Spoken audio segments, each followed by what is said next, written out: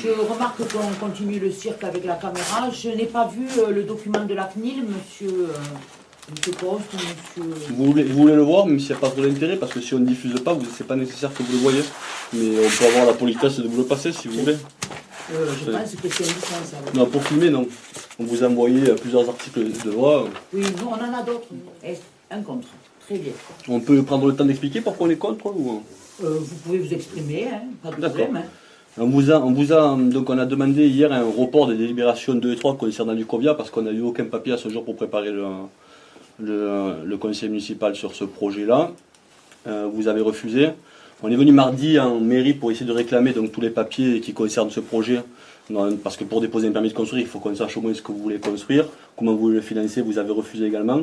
Et je vois que vous n'avez pas tenu compte de notre avis de reporter les 2 délibérations. Donc dans ce sens, on s'oppose quoi. Voilà. Très bien.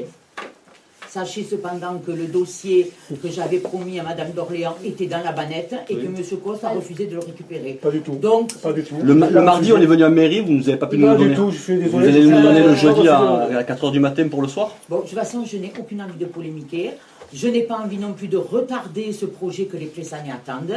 Je ne vous demande pas de voter. Mais on veut juste savoir ce que c'est que le projet, exactement. Je finis ma phrase. Allez-y, je vous en prie. C'est le maire qui est maître des débats. Mettez-vous ça dans la tête, vous ne coupez pas la parole et vous la demandez. Excusez-moi.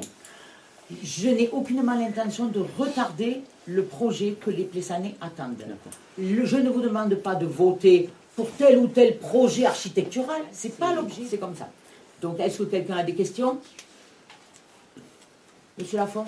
Je voulais savoir comment vous allez faire pour compenser le manque de temps de travail de cet ATSEM. Parce qu'aujourd'hui, je sais qu'on a déjà du mal à...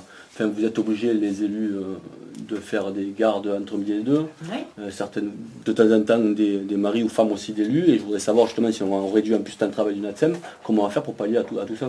Alors, ça n'a aucun rapport. Parce que la loi dit qu'on ne peut laisser sur un poste de travail un agent plus de 6 heures d'affilée. Donc, l'ATSEM en question, elle fait l'ouverture de la garderie à 7h30 du matin. De toute façon, il y a un cumul d'heures qui n'est pas possible. Hein, sur 4 jours, alors qu'avant, elle faisait ses 32 heures sur 5 jours. Voilà. Donc, ça n'a aucun rapport. Là, il s'agit tout simplement qu'elle revienne à son ancien régime, au régime de 30 heures. Voilà. Et comment on va faire? Eh bien, on fait. Ne vous inquiétez pas.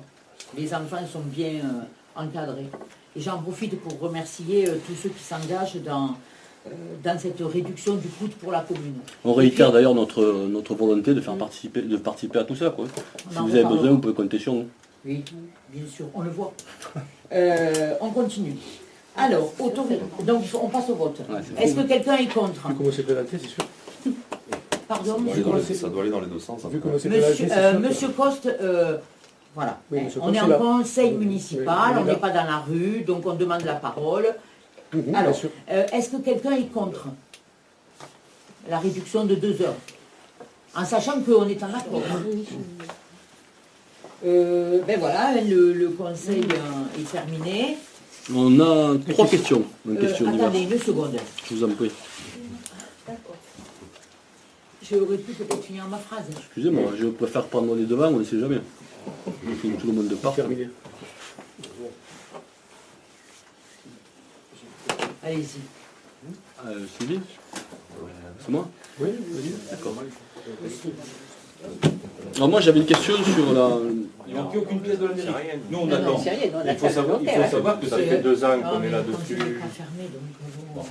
Voilà. Vous pouvez juste nous confirmer que ça va se débloquer quoi. Pardon? Vous pouvez juste nous confirmer que ça va se débloquer. On vous explique que les délibérations sont revenues hier, je les ai ramenées hier. Donc on compte sur vous pour que ça voilà. le prochain jour. C'est vrai que bon.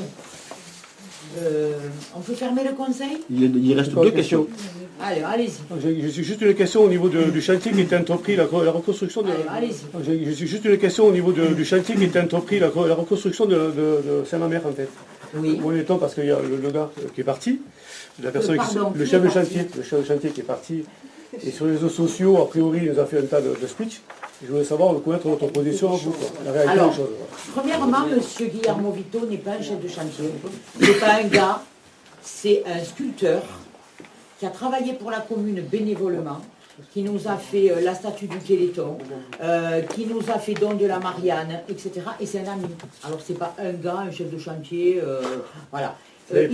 Pour encadrer des jeunes, qui soient les chefs de chantier ou chefs Non, de... c'est pas un chef de chantier, c'est un formateur. C'est un formateur, tailleur de pierre. Pardon. Si vous voulez, on peut jouer sur les mots, mais c'est... Non. On a un tas de personnes à se charge. Voilà. Soit vous me posez une question, monsieur Côté, Je pas votre réponse, c'est pas grave. soit vous allez parler dehors et vous pouvez la parole à qui vous voulez. Je vous en prie, Je ne allez-y. peux pas vous répondre.